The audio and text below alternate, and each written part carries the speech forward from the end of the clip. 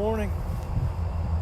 I want to welcome you on Good Friday morning this morning. We are coming to you from the prayer garden here in the back of Woodland Park Baptist Church. It is the Friday that we remember Jesus' death. As we think about it, I just want to read a passage of scripture. This is from Matthew chapter 26, beginning with verse 69. It says, "Now Peter was sitting outside in the courtyard, and a servant girl came up to him and said, 'You were also with Jesus the Galilean.' But he denied it before them all, saying, 'I do not know what you mean.' And when he went out to the entrance, another servant girl saw him and said to the bystanders, 'This man was with Jesus of Nazareth.' And again he denied it with an oath, 'I do not know the man.' After a while, the bystanders came up and said to him, 'Sir, certainly you too are one of them, for your accent betrays you.' And then he began to invoke a curse on himself and to swear, 'I do not know the man.' And immediately the rooster crowed.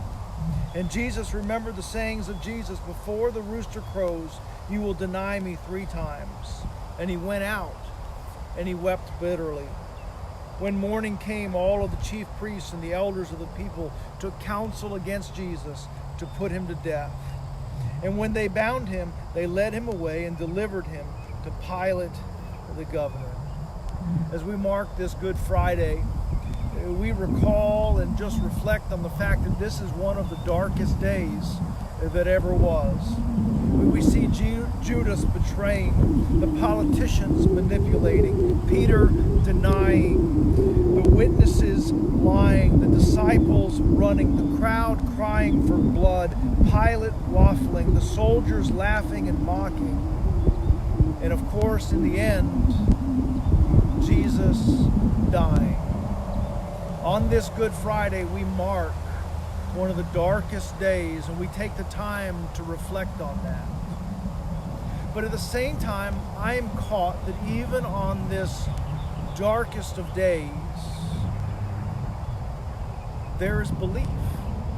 In fact, several places in the narrative of this last day, there is belief. The first place that we see belief is with Simon of Cyrene. You remember Simon of Cyrene. He is the one who is drawn out of the crowd to carry the cross.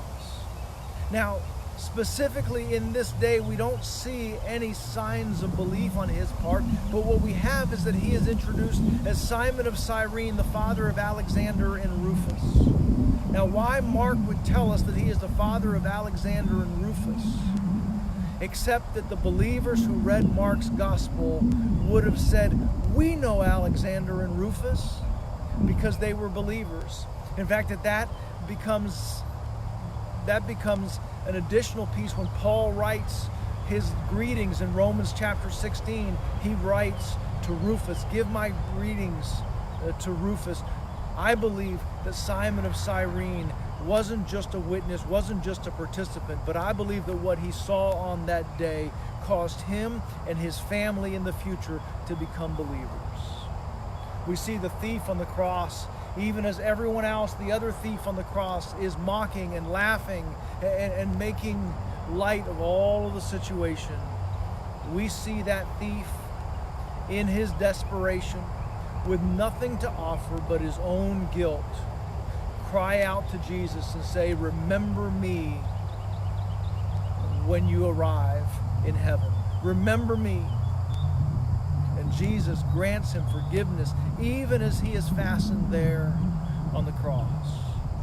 We see the centurion that as Jesus breathes his last, the centurion says, "Surely this was the Son of God."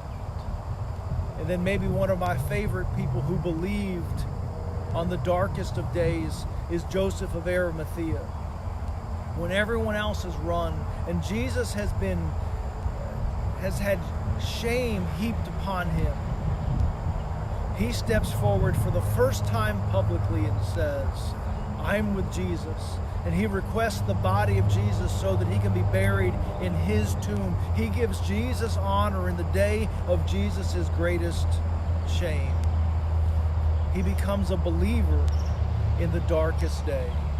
I'm struck by that.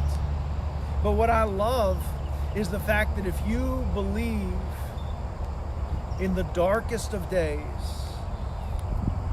man, do I have good news for you. If you believe on this darkest of days, boy, I want you to know that there is good news that is coming. And so we gather here on this Good Friday and we feel the weight of the darkness. But we know that there is good news coming. As the famous preacher said, it's Friday, but Sunday's coming.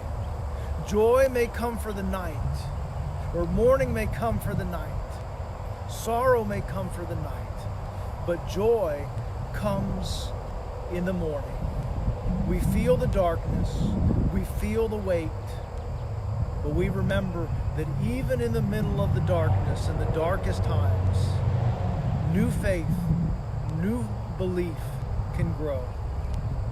And there is good news coming. May God bless you. May God reveal himself to you.